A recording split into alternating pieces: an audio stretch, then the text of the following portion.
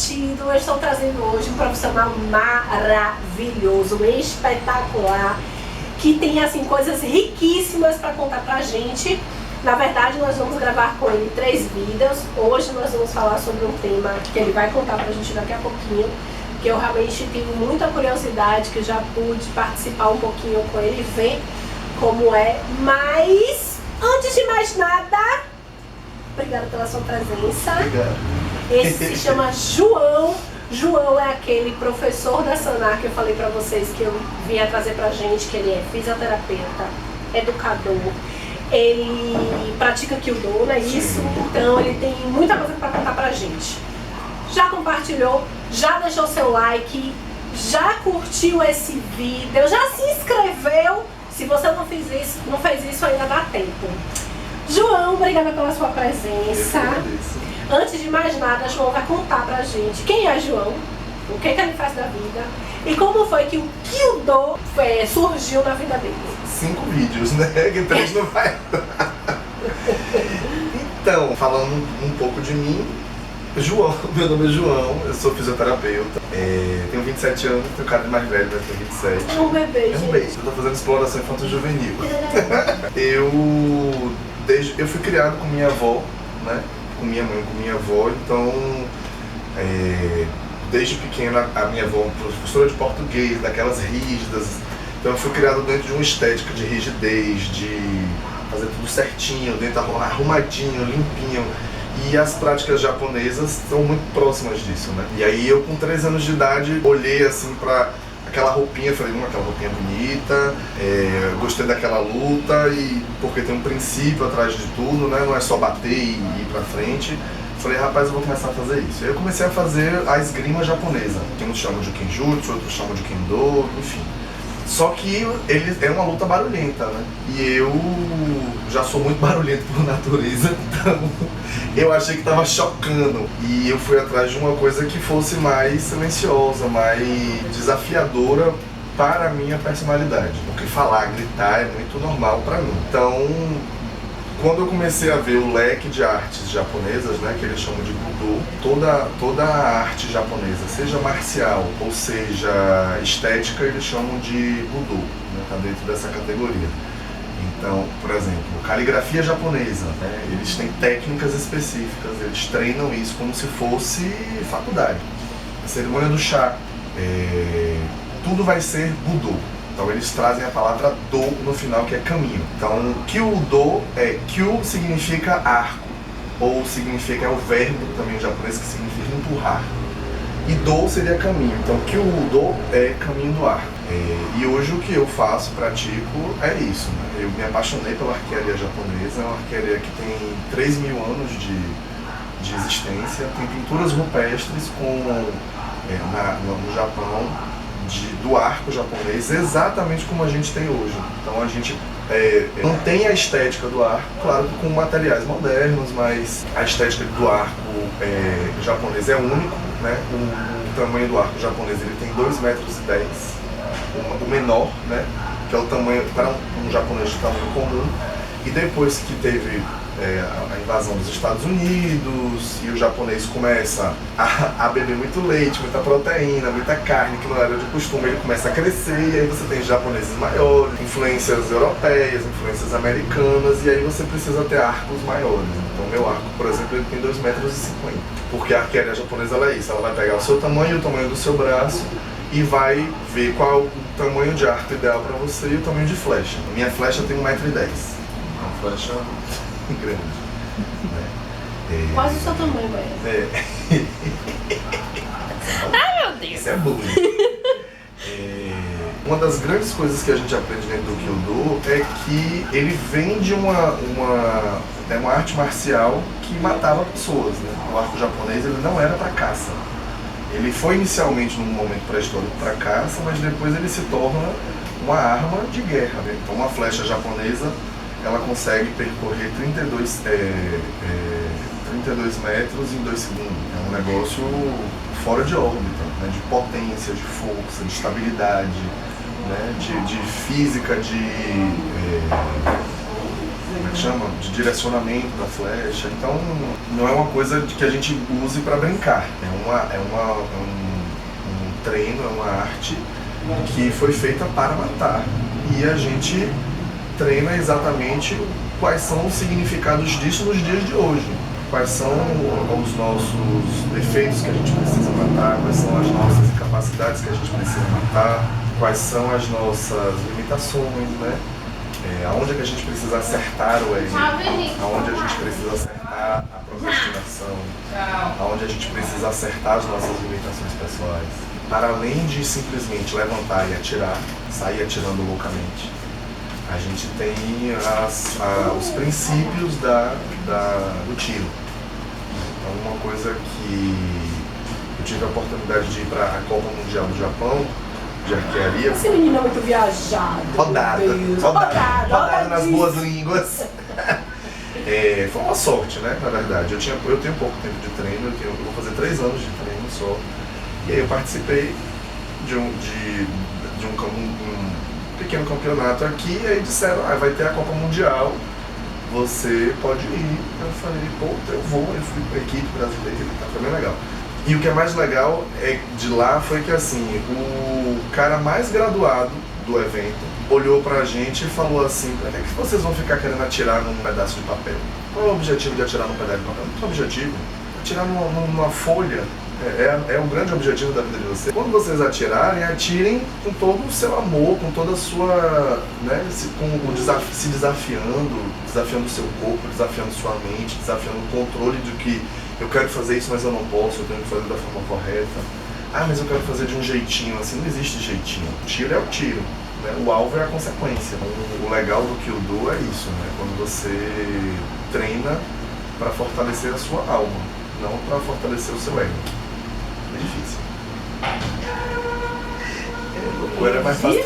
Difícil. Era mais fácil ter feito uma coisa simples assim. É porque, na verdade, hoje as pessoas têm o ego muito inflado, né? Então, quando você tem a oportunidade de justamente ir contra tudo isso que tem sido construído, Sim. É um conflito interno. O que o Kyudo mudou na sua vida? Olha, eu digo para todo mundo, as pessoas aparecem lá para fazer aula comigo, né? E elas falam assim, nossa, eu quero ficar calmo. Eu falei, gente, mas eu sou o mais estressado daqui de dentro. Mas eu vim aqui porque eu sou zen, eu quero procurar o zen. Eu falei, minha filha, eu sou corra, porque eu sou aqui o professor, eu sou o mais louco daqui de dentro. Não tenho zen nenhum. O que eu acho que o Kyudo me dá é perseverança. Todo aluno que entra,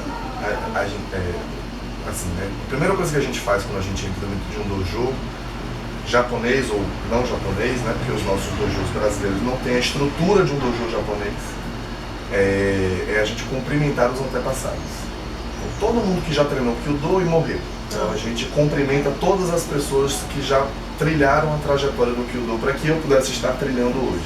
Ok. Então a gente cumprimenta eles. E o que é legal é que quando você cumprimenta eles, para mim particularmente, né, cada aluno que faz aula comigo pode dizer uma coisa, mas quando eu me abaixo e reverencio eles, eu sinto o meu corpo ser banhado por uma energia positiva. Né? Porque a sensação que eu tenho é que eu dou continuidade a um legado. Não é somente eu, né? Não é somente o meu tiro. É como é que eu ensino isso para os alunos, é como eu ensino eles a ensinarem isso. Como é que eu passo? E aí, como às vezes vem uma pessoa mais velha, olha pra sua cara e fala, você tá fazendo tudo errado. E não é nada contra João, não. É do caminho. Então a gente abaixa, pede desculpa e reorganiza tudo. Eu respeito a história, eu respeito a quem sabe mais, Claro. Não é isso? E o grande problema, eu acho que hoje é justamente isso. As pessoas estão tão cheias de si, tão cheias de verdade, que têm dificuldade de baixar a cabeça, reconhecer que estão errando e reconstruir aquele aprendizado. Você falou agora que as pessoas chegam no Dojo. dojo. O que é o dojo? Dojo é desculpa, esqueci de contextualizar. O dojo é como se fosse o local do treino. Certo, ok. É a academia. Então os dojos japoneses, eles são preparados fisicamente e espiritualmente para aquela prática. Então, todo dojo japonês tem um kamiza, que é onde moram as divindades e os antepassados. E a gente, quando cumprimenta, a gente cumprimenta as divindades daquela prática e os antepassados dela. Então, é isso. Então, assim, um dojo, ele precisa estar sempre limpo. Os mais novos têm que chegar mais cedo para limpar, para quando os mais antigos vierem dar a aula, a sala já deve estar limpa. Os mais novos já têm que estar arrumados quando os mais velhos chegarem. E sem os mais novos, os mais velhos vão perder muito tempo limpando, arrumando. Então, é um círculo. Né? Os mais velhos já limparam algum dia e hoje os mais novos estão limpando para receber o aprendizado dos mais velhos. Só que sem os mais novos, os mais velhos não têm a quem ensinar. Então é tudo uma organização orgânica, né? Orgânica. A gente precisa de alguém que levante. No nosso caso, o Brasil, a gente não tem um dojo preparado para arco e flecha. Então a gente vive nos desesperos das quadras de futebol, brigando com um jogador de futebol que quer invadir a quadra, que quer isso, que quer aquilo. É bem difícil treinar lutas japonesas no Brasil, porque a gente não tem espaço. Era o que eu ia te perguntar. Se as pessoas aqui em Salvador quiserem aprender, né, quiserem conhecer um pouquinho, para onde elas vão? Quem elas buscam? Como é que elas fazem? Então, normalmente, a gente tem as redes sociais, que a gente pode até deixar depois. Sim. E algum desses quadradinhos aqui. Normalmente eles entram em contato com a gente e aí o único pedido é avise no dia, porque isso faz parte da cortesia japonesa. Eu preciso me preparar para lhe receber. Não dá para simplesmente você chegar lá, cheguei, e aí o olho... Porque tudo é preparado, né? A aula toda é preparada. A aula é pensada para as pessoas que vão. Então, por exemplo, a gente dá aula em Salvador hoje na UFBA de um dia. É sábado de manhã. Os alunos que não vão no sábado de manhã avisam pra gente na sexta de noite. Porque aí a gente sabe com quem contar. Porque como a responsabilidade é dividida, então eu sei que, assim, por exemplo, tem uma pessoa que é responsável por levantar os alunos. Se essa pessoa não for, quem é que eu vou botar? Né? Não dá pra botar. Essa pessoa normalmente tem que ser rápida, ela tem que pensar rápido, porque ela precisa montar um sistema de roldanas para levantar uma parede de pano para a gente poder atirar. Eu não vou, aí eu tenho que selecionar dentro dos meus alunos qual é o aluno que tem a melhor capacidade para fazer aquilo. Isso faz parte da gestão. Então eu não necessariamente coloco o aluno mais antigo, eu coloco o aluno mais bem preparado para aquela função. Faz parte do pensamento de gestão da luta. Então, quando eu, por exemplo, não posso dar aula, eu escolho o aluno que tem a melhor capacidade de gerir pessoas. Ele pode não ser o melhor atirador, porém ele consegue chegar na pessoa, fazer uma observação de forma dura, porque a gente não pode esquecer que é um treinamento militar japonês. Então, a gente não se abraça dentro do dojo. Não existe manifestação de carinho assim como o brasileiro, que a gente é muito acalorado, porque ali dentro é uma arte marcial japonesa. O japonês não se abraça, né? O japonês se cumprimenta na distância fazendo um cumprimento simples. Ele não se aperta a mão, não se pega no material do colega. A gente não sai pegando em arco, flecha, em luva de ninguém. A gente tem o nosso material, cara. Se você precisar pegar, você chega para a pessoa e fala, por favor, licença, vou pegar no seu material. Tem todo um respeito pelo outro, não é? Pelo outro, pelo material, pela sala. A gente limpa quando entra, limpa quando sai, para deixar para outra pessoa.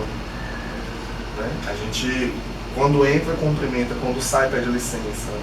Então é toda uma lógica que para o brasileiro é difícil, para mim é difícil, porque não é a nossa realidade. Então isso também é todo dia um trabalho, só uma suadeira. Partindo do pressuposto que o Kyudo ele tem muita disciplina e tem essa questão da gestão, como é que as empresas têm utilizado o Kyudo, os ensinamentos do Kyudo? Então, aí o que acontece, né? Eu fui pro Japão. Eu fui pro Japão. Quando eu cheguei no Japão, eu tive duas boas experiências, excelentes experiências de vida.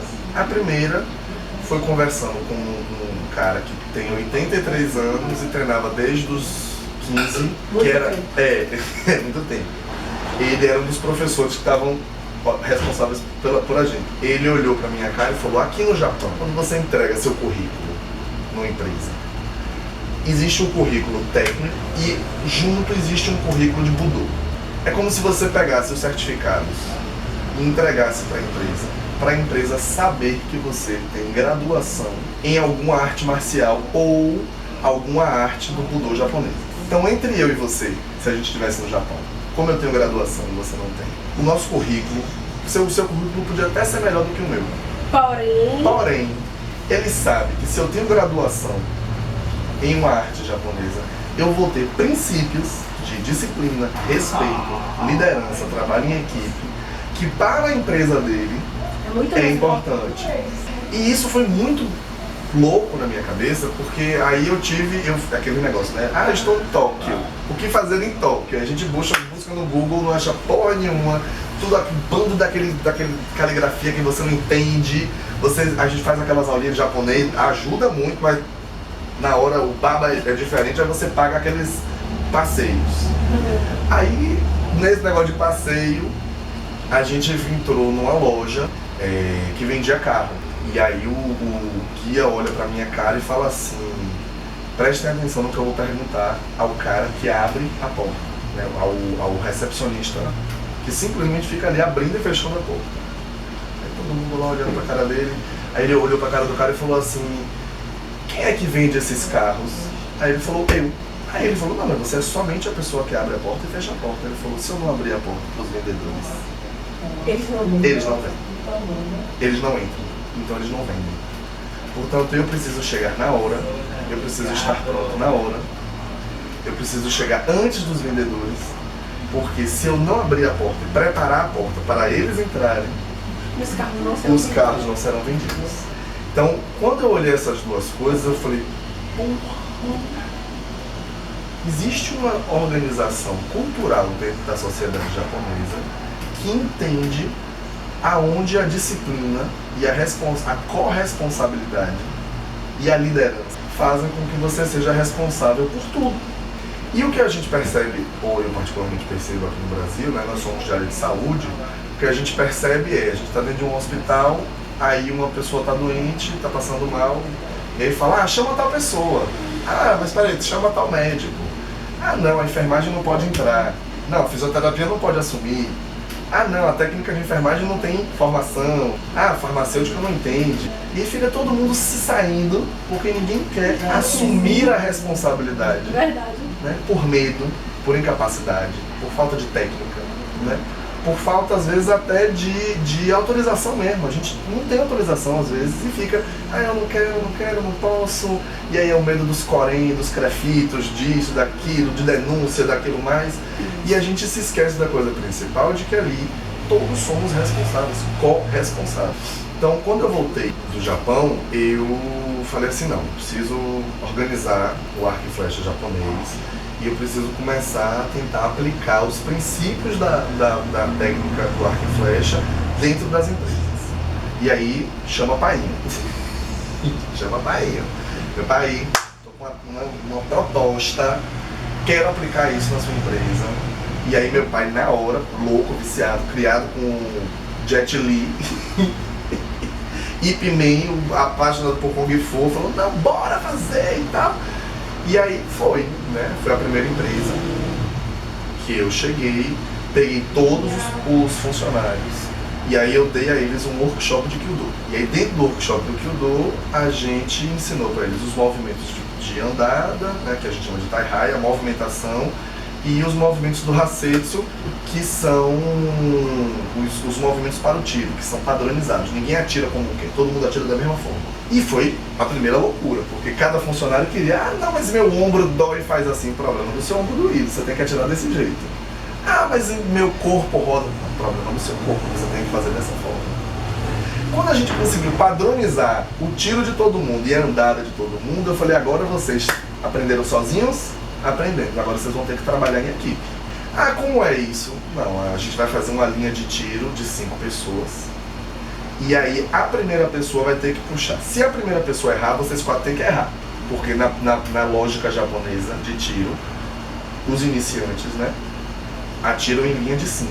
O mais velho não, a pessoa que puxa a linha, ela é a responsável física e espiritual. Tanto que quando ela cumprimenta, ela cumprimenta de uma forma diferente das outras. Das outras. Então, ela é mais respeitosa, você viu? Ela é mais respeitosa do que as outras, porque ela está puxando. Portanto, se ela está puxando, se ela errar, os outros têm que errar. Você não pode fazer qualquer coisa. Aí começou a loucura, porque... mas ela errou. Mas eu não quero errar. É a questão do ego, né? Ela errou, mas eu quero acertar. Eu quero acertar, mas aqui dentro, o certo é você errar, né? E existem algumas pessoas que falam, né, que em eventos de arco e flecha japonês já teve isso, né? Que a pessoa que puxou a linha errou, os outros 4 erraram juntos porque estavam com ela, e os 4 passaram e ela não passou porque ela errou, né? Ela teve o erro dela, só que os outros 4 acertaram, porque seguiram a primeira. E aí você começa dentro de uma empresa, porque aí a pessoa que estava aqui, ela roda e ela vem para o fim da fila. E esse daqui agora é o responsável. E aí vai rodando, ou seja, todos os 5 experimentam ser líder. Porque aí o que acontece? Dentro da sabedoria do arco e flecha japonês, você vai ser líder em algum momento. Se você vai ser líder, para que você vai julgar o outro líder? Se você pode errar também. Você vai passar por aquela situação. Você vai passar por aquela situação. E aí quando você passa por aquela situação, você percebe que às vezes a atitude que o líder toma, ele toma porque ele está na liderança, e ele toma porque ele quer tomar, ou ele toma porque ele precisa. E não precisa ser necessariamente questionado. Às vezes é importante a gente questionar dentro do ambiente de trabalho. Só que existe como se questionar. Você primeiro aceita, erra junto com ele, e depois, quando sai da situação, você chega e fala, houve erro nisso, nisso, nisso. Então, é óbvio que dentro de ambientes de empresa, a gente todo momento vai ter que ir adaptando, porque você vai ter, por exemplo, dentro de um hospital, você vai ter a parte técnica, a parte de higienização, a parte administrativa. Os 3 grandes polos, né? Sim. A parte técnica vai dizer, não, eu preciso entrar agora no centro cirúrgico com esse paciente. Mas a galera do administrativo vai falar, não, o plano ainda não cobrou. Aí o plano liberou, mas a galera da higienização falou, eu preciso de 1 hora. Eu não preparei a sala. Eu não preparei a sala, eu preciso de 1 hora para preparar a sala. Aí a galera lá do técnico vai dizer, mas ele tem que entrar agora, porque senão ele morre. Como é que você lida? Quem é o mais responsável? Aí o cara entra no centro cirúrgico, mas o centro cirúrgico estava com a bactéria da cirurgia anterior e infectou o cara. E aí o cara que está responsável pelo centro cirúrgico vai dizer o quê? Eu não sabia? Não, você sabia. Você sabia, você correu o risco. Você correu o risco. Você tem que assumir a responsabilidade daquele risco que você correu. Existe uma relação dentro do arco japonês, do arco e flecha japonês, que é isso. Se estamos todos aqui, vamos assumir todos, né? E vamos encontrar a solução para isso. Então, assim, eu sou muito agitado, eu sou mandão, eu tenho vários defeitos. Na hora que, por exemplo, a gente vai para um evento, como a gente fez um evento lá na Samar, a primeira coisa que eu falei foi, eu não vou atirar. Eu sou o mais antigo aqui, mas eu não vou atirar. Por que você não vai atirar? Eu falei, porque se der alguma merda, quem é o responsável por vocês? Sou eu. Então eu vou botar 3 pessoas que eu acho que atiram melhor, independente de graduação. E eu, como uma pessoa responsável por vocês, vou selecionar. Isso não tem nada a ver com eu gosto mais ou eu gosto menos. Às vezes o cara pode atirar muito bem, mas na frente de pessoas ele desorganiza. Então eu seleciono as pessoas na necessidade do evento. E se acontecer qualquer coisa no evento, como eu sou o responsável, eu não posso estar ali parado, sentado, esperando. Porque eu vou ter que terminar. Aí imagina, caso aconteça alguma coisa caia, alguma coisa quebra, alguma pessoa se machuca. Eu tô ali parado, sentado, eu vou desorganizar aquele momento? Não posso.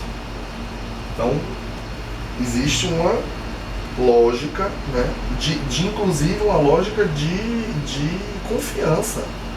Né? Eu confio para aquele meu aluno que ele vai fazer o melhor dele e que ele vai chegar ao objetivo que eu chegaria se eu estivesse ali.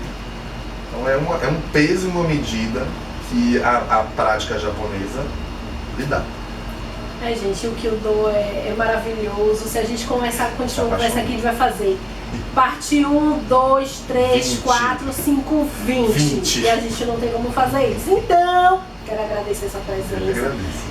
Se vocês deixarem comentários, se vocês pedirem, pode ter certeza que a gente vai trazer ele aqui de novo para contar mais histórias, porque eu tenho certeza que ele está recheadinho delas. Como todo mundo já sabe, quem faz o convite para curtir, compartilhar e se inscrever é o nosso convidado. Portanto, Curtam, compartilham, sigam. O que mais? Pô, isso foi um teste cognitivo, viu? Curta, repita. Minimentam, repita 3 palavras. Curtam, compartilham, sigam. se inscreva. Se inscrevam. E venham fazer uma aula comigo. Ela fez uma aula, mas agora também eu vou jogar pra eles. Você tem que ir lá fazer uma aula comigo. Vou fazer assim, vou fazer Vestir a certeza. roupinha japonesa. Dalinha, dalá. Eu vou tirar o couro dela. É isso, gente. Obrigada pela presença. Tchau, tchau. Fiquem com Deus. Beijos. Beijo.